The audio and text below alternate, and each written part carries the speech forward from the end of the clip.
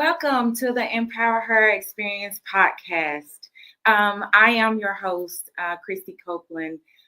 Today, we are going to talk about a very real but rarely discussed topic since this is a few days before Mother's Day, which is a bittersweet holiday for many.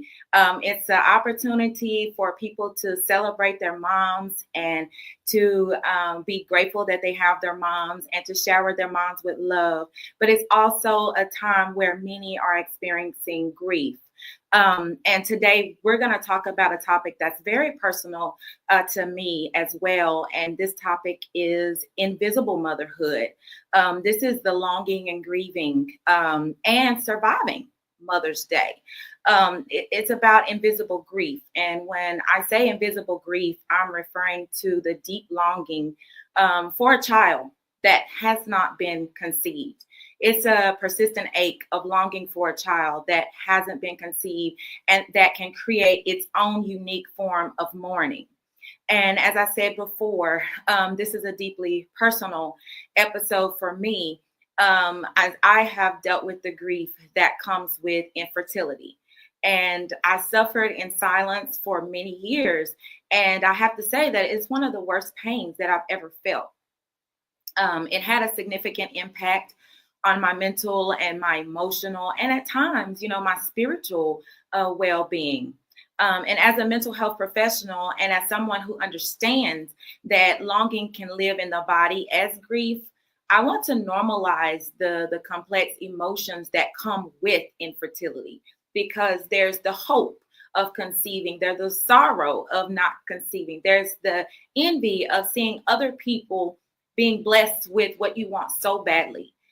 There is the guilt of not being able to conceive, and then there's the silent sadness that often goes unnamed. You don't have to minimize your feelings. For those of you who have gone through this and are experiencing this, you don't have to minimize your feelings or explain why you're hurting. And I want you to know that this is a space for you to be seen, to be heard, and to be supported, even if the world doesn't always recognize it. So my goal in this conversation is to bring validation, is to bring hope, and it's to bring language to an experience that often feels invisible. For those who are walking through the grief of infertility, the grief of longing for a child that hasn't come yet. It's no coincidence that I'm doing this episode this particular week, because during this time is especially hard for many people. You have people who have lost their moms. You have people whose mom is still living and they don't have a relationship with her. You have people who never knew their mother. Some people have moms who are still here, but don't have the mental capacity to know that they are a mom or that they have a child because they have neurological deficiency. And then you have some women who gave up their children for adoption. You have women who have terminated pregnancies. You have women who have had miscarriages. And then you have those like myself who have not experienced carrying a child or conceiving a child at all. So Mother's Day is one of those times that is especially difficult for many people. So whether you're walking through infertility or waiting on God's timing or sitting with the silent pain of your unanswered prayers, I want you to know today that you are not alone. When someone longs for a baby that hasn't been conceived, especially due to infertility, they go through a grieving process. And they're grieving something deeply hoped for, but not yet realized.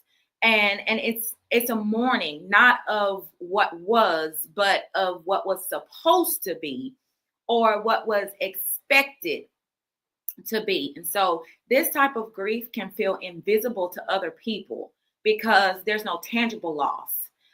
They can often console someone who has been pregnant or with child and they have lost the child. But how do you console someone who didn't experience that loss of a child?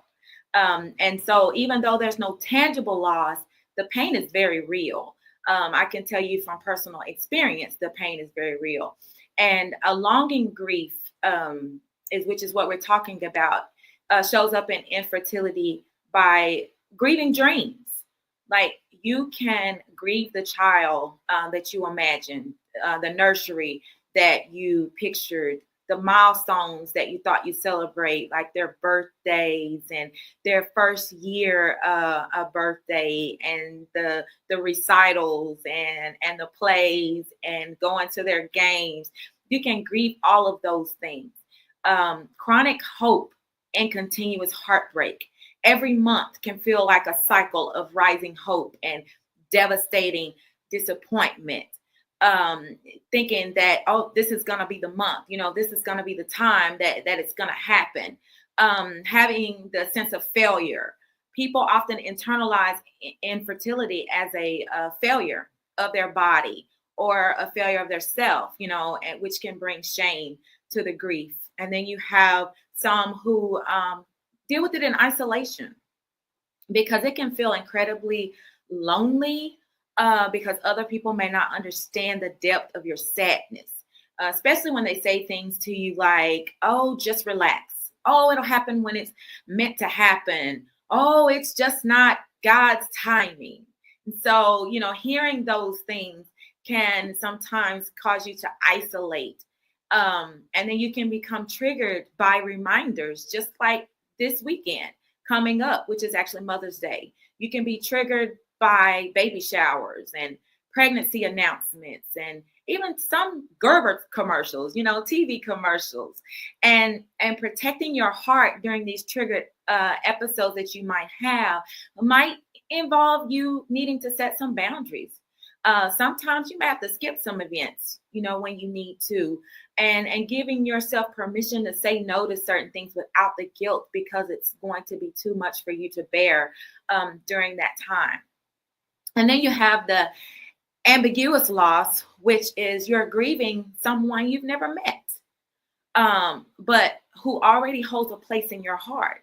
So just like a woman who has carried a child and miscarried, a woman who has hope to conceive has already developed a type of love for this child that they long for.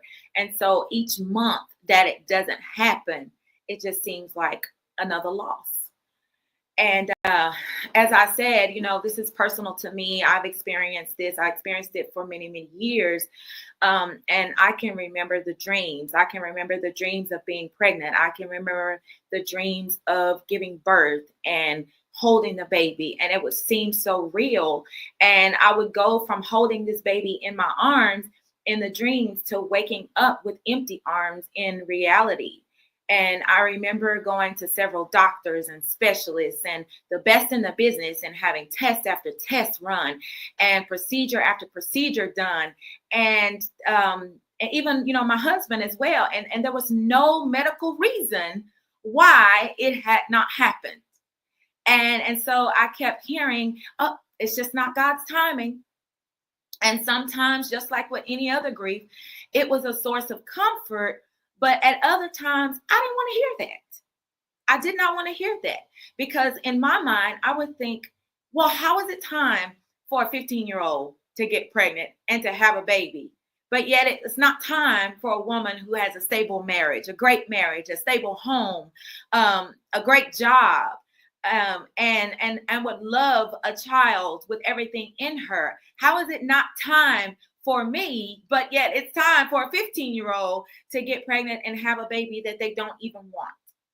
And I remember those times, and I remember it would make me so angry.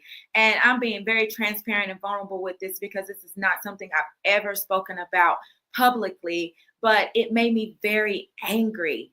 I became angry with life, and I'm going to be honest, frankly, I became angry with God because of it.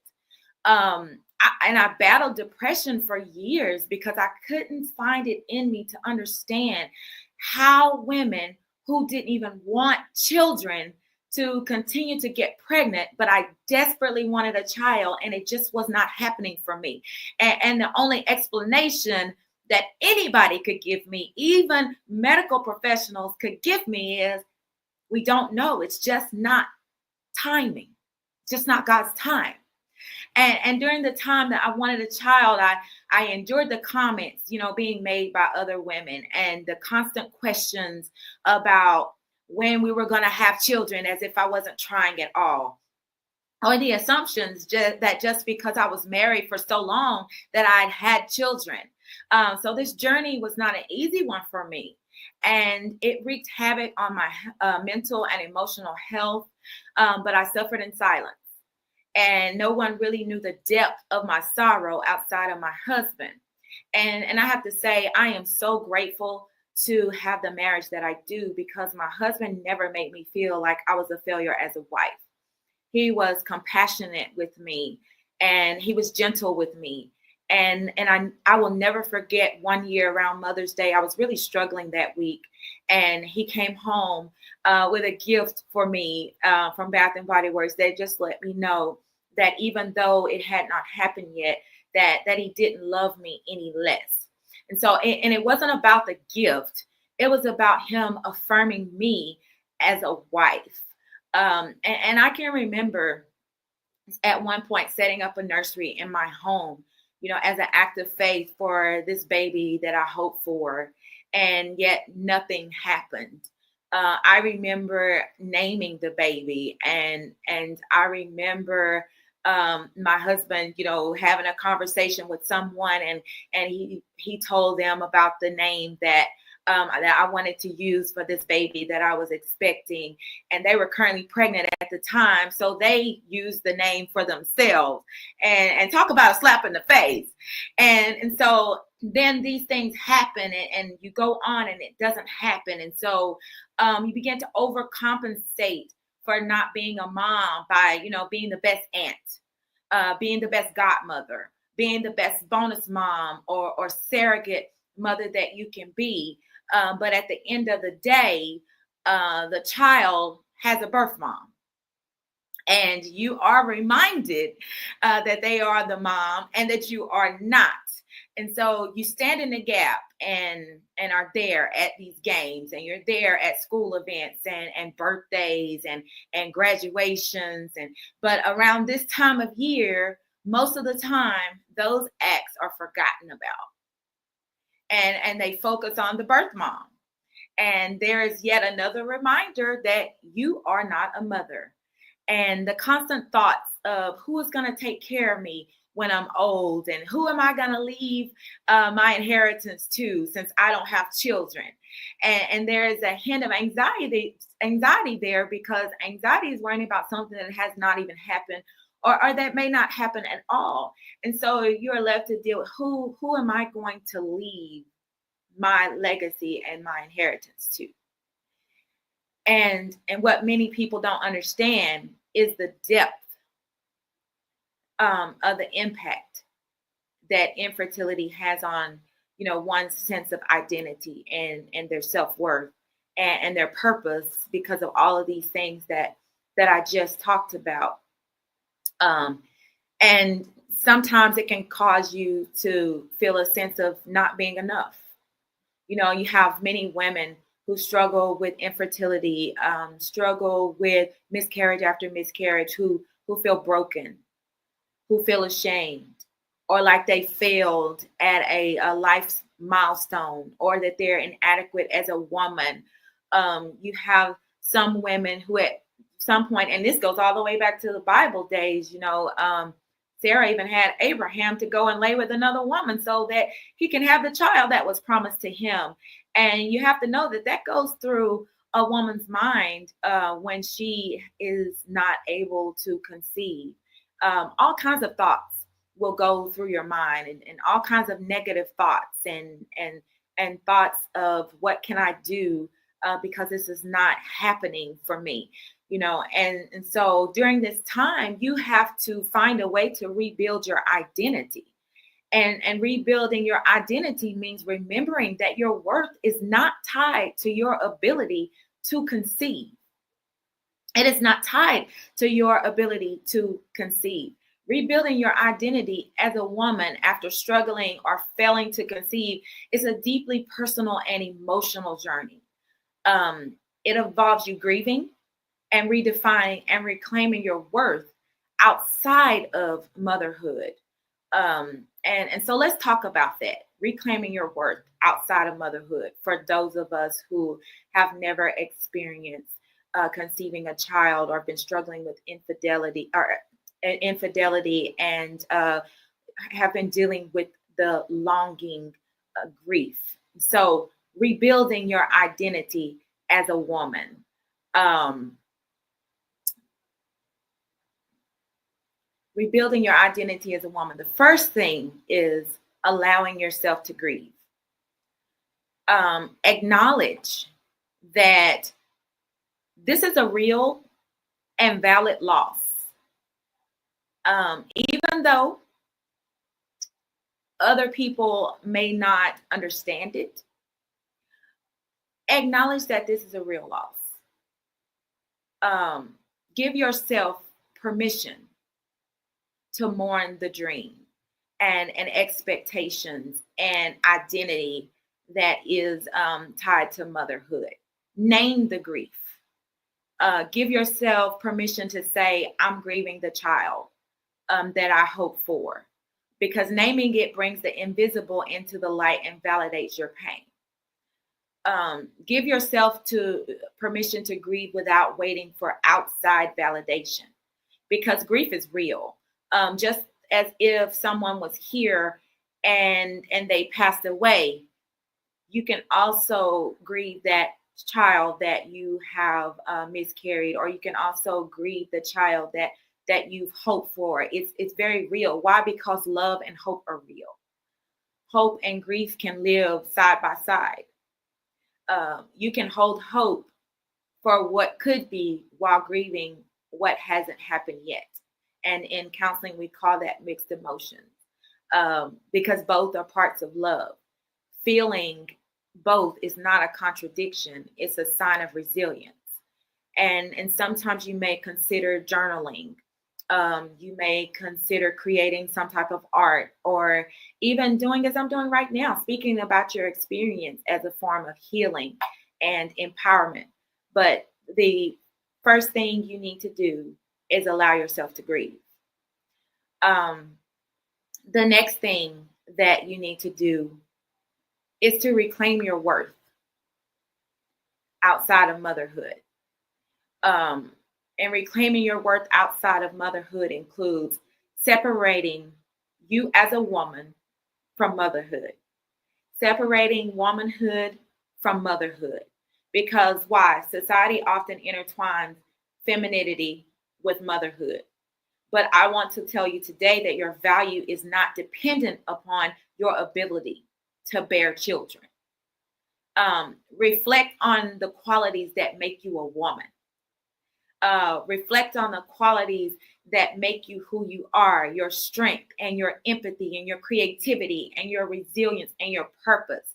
And these stand alone. So you have to reclaim your worth as a woman outside of motherhood, because motherhood is not the only thing that makes you a woman. So reclaiming your worth outside of that, and then exploring who you are beyond fertility. Exploring who you are beyond fertility. Reconnect with your passions. Reconnect with your goals. Reconnect with parts of you that may have been put on hold. Ask yourself, who am I when I'm not trying to become a mother? What makes me feel alive? What makes me feel fulfilled? What makes me feel whole? Reconnect with you outside of and beyond fertility. Another thing is redefine legacy. I mentioned earlier about legacy, the constant questions when you have not conceived and you're getting into that 40 plus stage, that we know that women, most women, stop having children, and you start to wonder, what is my legacy going to look like when I don't have children? What is who is going to carry on when I'm gone? Who's going to take care of me when I'm older? Who am I going to leave these things to? And I'm learning that you can still have a powerful legacy even though you have not conceived children. You can do this through mentorship. You can do this through leadership. You can do it through creativity and advocacy. You can do it through caregiving in other forms. Consider how you can mother in the world by nurturing other people's dreams, nurturing people, nurturing causes, or even communities. I have, for someone who never bore children biologically, I have a lot of children in the world. And so I redefined legacy and what nurturing looked like for me. Um, Another thing you can do to help rebuild your worth is just rebuild your self-worth. Work on affirming your value outside of the reproductive process. Practice self-compassion with yourself. Use affirmations like, I am whole just as I am. My worth is not defined by my womb. I have purpose beyond motherhood. But rebuild your self-worth by affirming yourself. A lot of times we wait on other people to affirm us, but we need to redefine who we are and know who we are outside validation and outside of the reproductive process. Another thing that you can do is surround yourself with positive support. Seek community with other women who understands that this is a unique form of grief. Seek community with other women who understand what you're going through, because unless you've walked these shoes, you can't yet begin to understand the deep-seated pain that comes along with it. Seek therapy, seek counseling. I would recommend that you seek counseling with someone who's grief informed or someone who is infertility competent at providing services, and they can help you to work through these identity shifts that come with not conceiving or miscarrying children. Because a sense of community offers validation, support, and it's also a reminder that you're not alone. Lack of community, on the other hand, can really make grief feel unbearable. Think about other grief that maybe you've gone through with losing someone or the loss of a relationship, and maybe a divorce or bad breakups or things like that. And when you're walking through those seasons alone, sometimes the grief can feel unbearable. And I remember during the time that I wanted to bear a child, it wasn't happening. I remember how lonely it felt and how sometimes just the weight of it and the pain month after month after month after month just seemed to become unbearable. And just being able to find that one person, one safe, empathetic person can make all the difference in the world. So it's very important that we surround ourselves with positive people. And then also, many women find healing in their faith.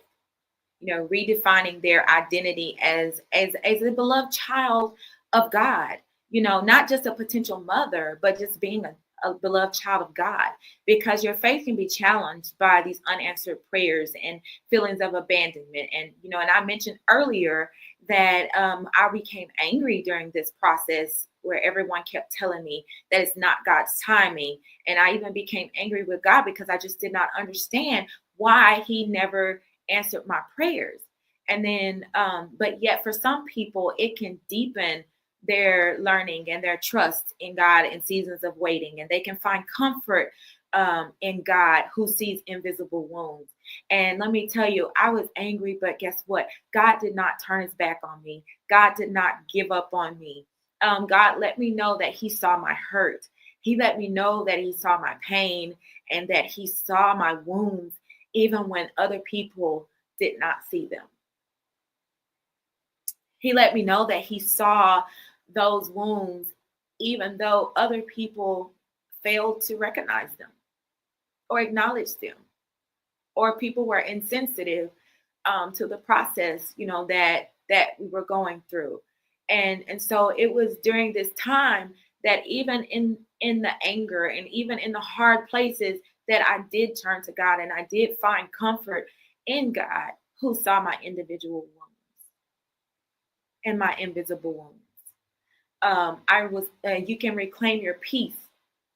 I began to reclaim my peace and knowing that my life still had a divine purpose, even though I was not a biological mom.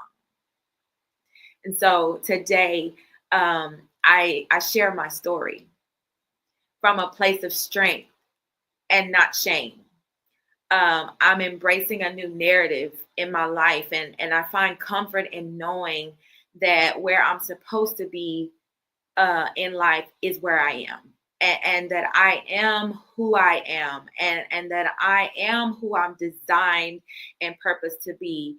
And although I have not naturally birthed a child, I have and continue to birth in the spiritual realm.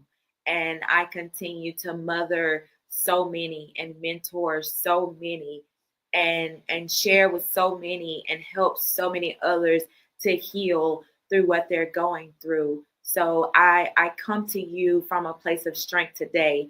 If I had been asked to do this podcast 2 years ago, 3 years ago, there's no way I would have been able to do this. But today I am able to share my story with you from a place of strength and not shame.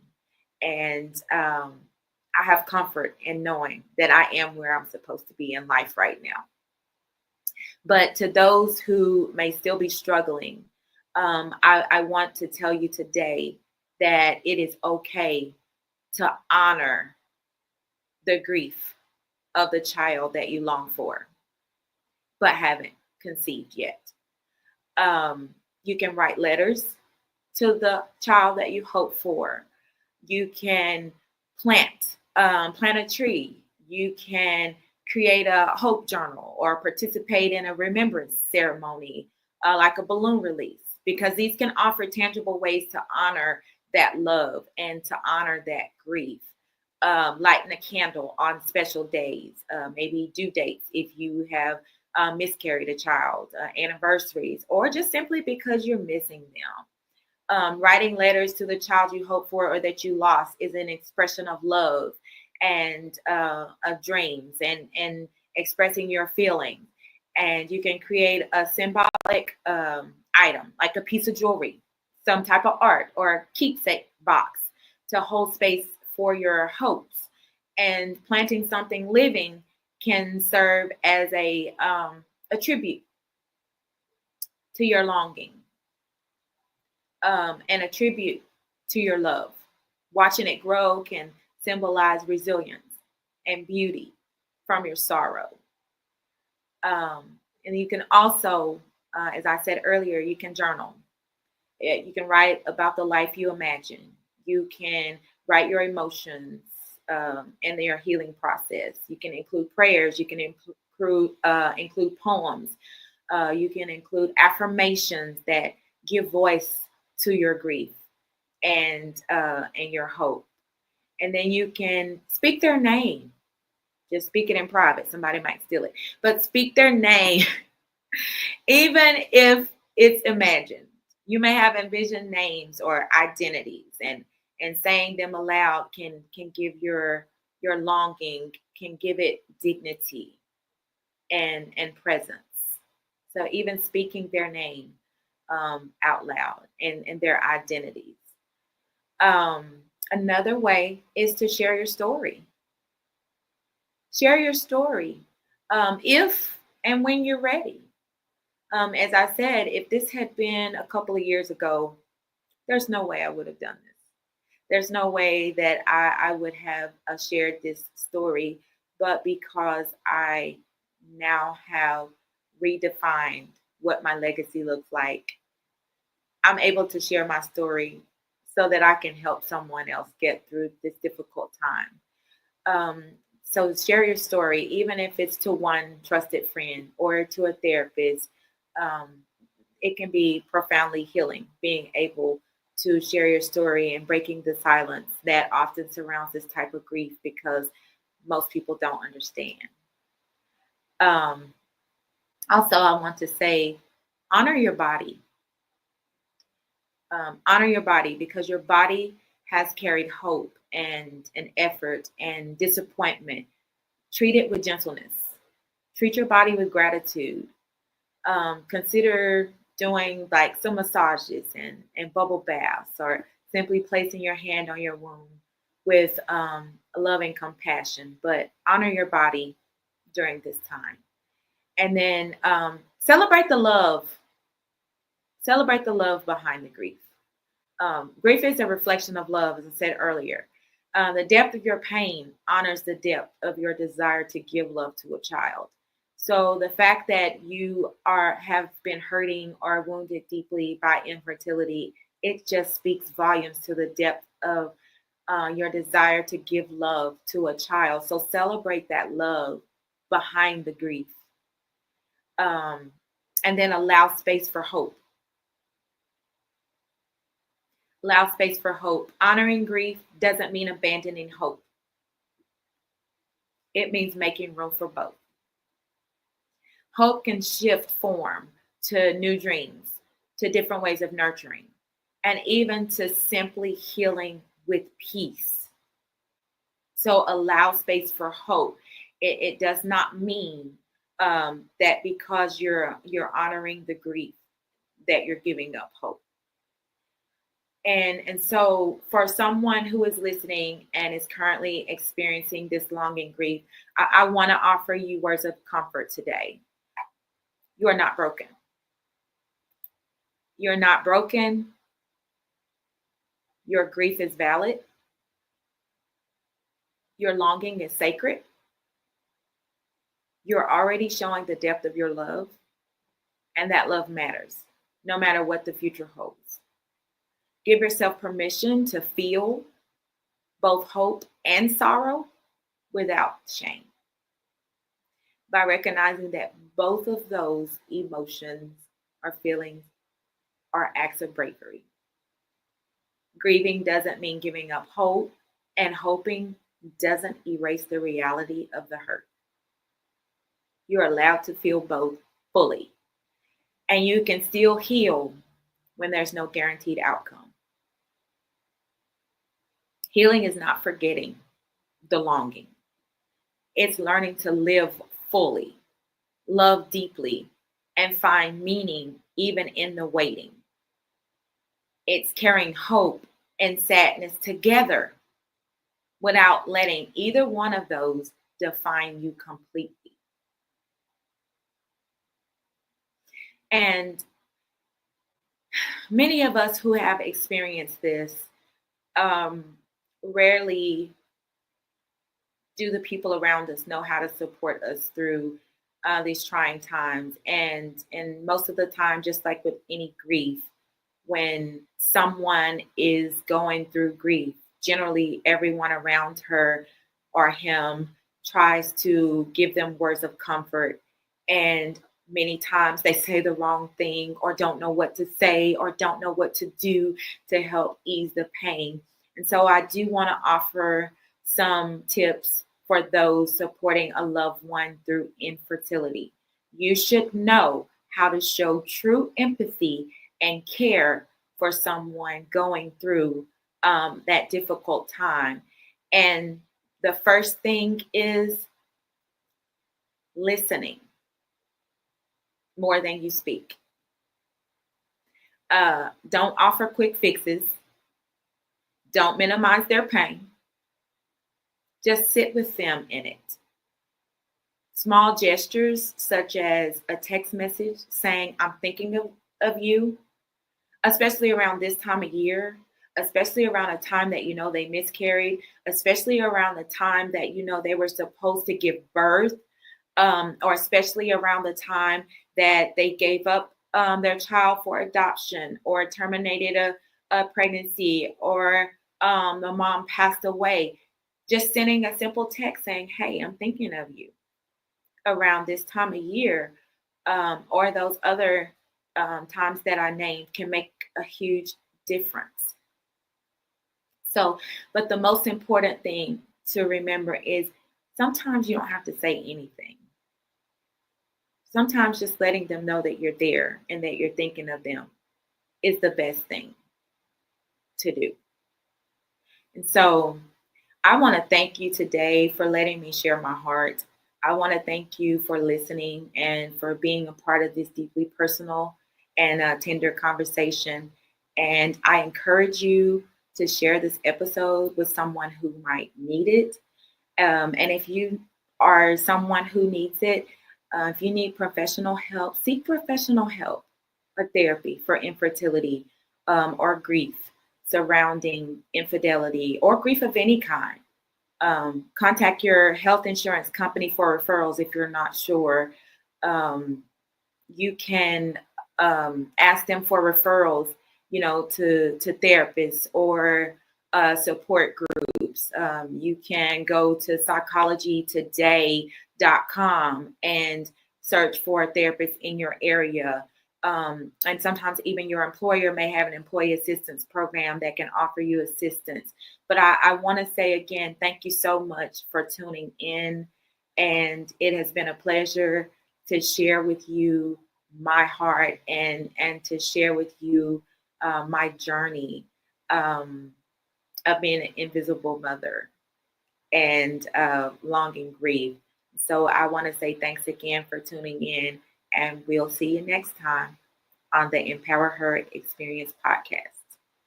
Have a blessed day.